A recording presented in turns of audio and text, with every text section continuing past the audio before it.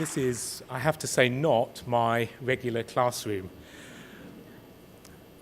Ko Breeden Hill te maunga, ko River Avon te awa, ko Ngāti Pākehā te iwi, ko Andy Ballard ahau, tēnā koutou, tēnā koutou, tēnā koutou katoa. Welcome all of you, please, to this beautiful Sir Paul Reeves building on behalf of AUT University.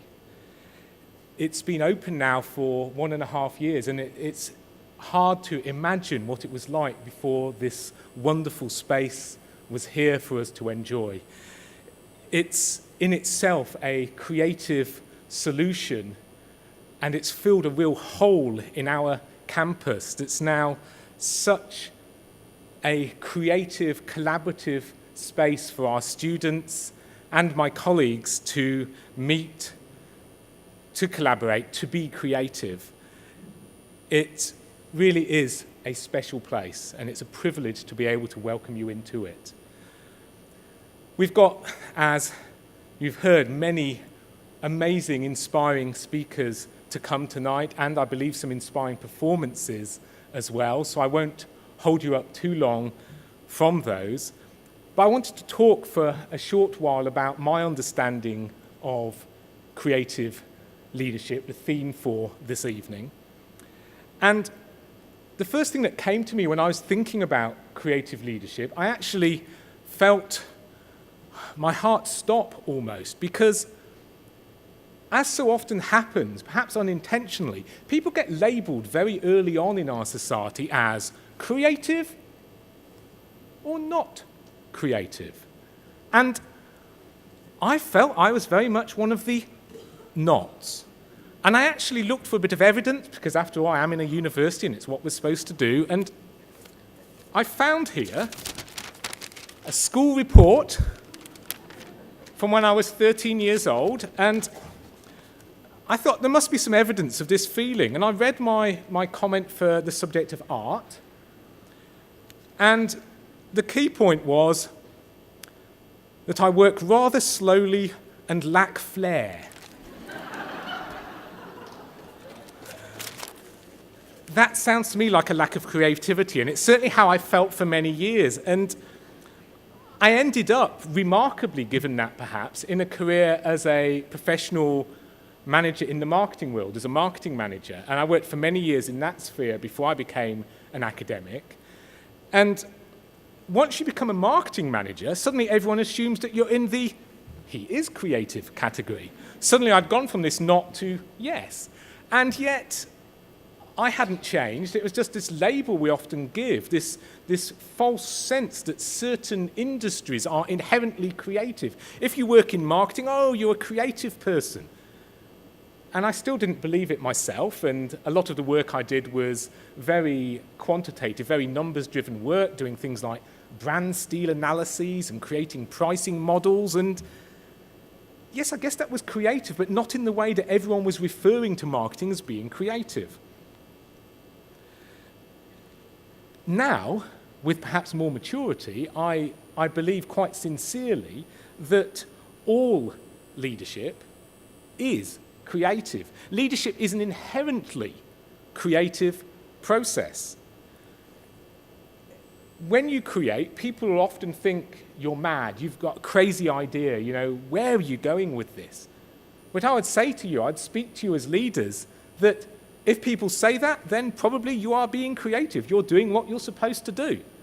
And if people don't challenge your vision and don't challenge your dream, then maybe it's actually not creative enough yet.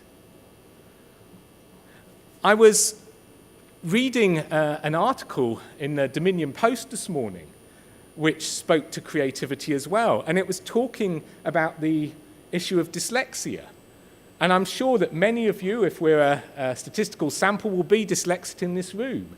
And finally, there's some research to support what many of you perhaps have suspected for some time, that many dyslexic people are naturally very creative.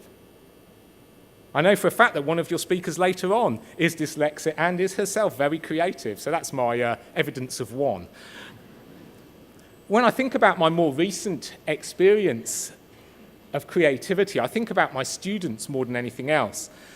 I've been teaching this semester a first-year business class, first semester class, where the students were introduced to the concept of social business and had to then create their own social business in teams. And I have a number of students here tonight who did that, and I was blown away with their creativity.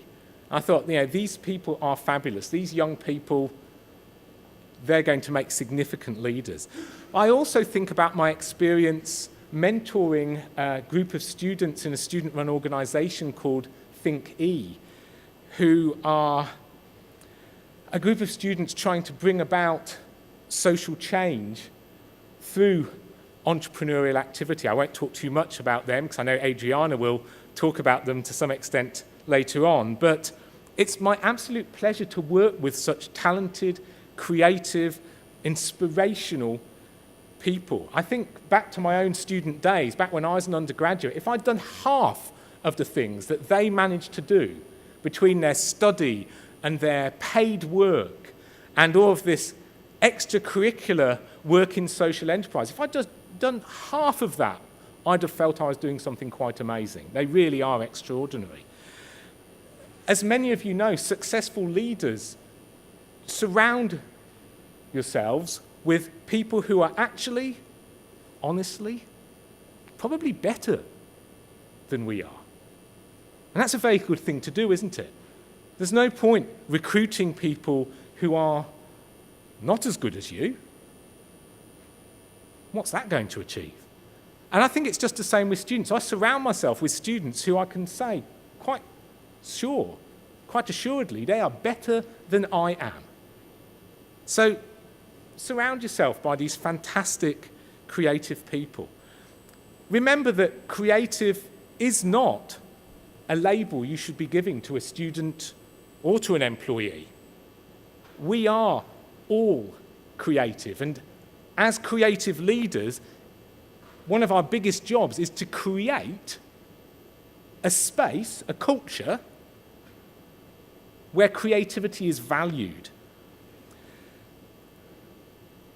If you're very lucky, if you're very fortunate, over the last, 6 minutes while I've been speaking, you may have been distracted enough from your everyday lives and the problems that perhaps you are facing in your businesses to allow your subconscious minds to dwell on those things without your awareness.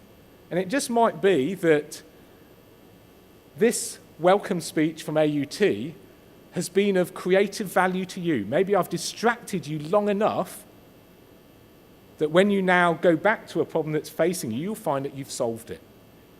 Kia ora, and thank you, and welcome again.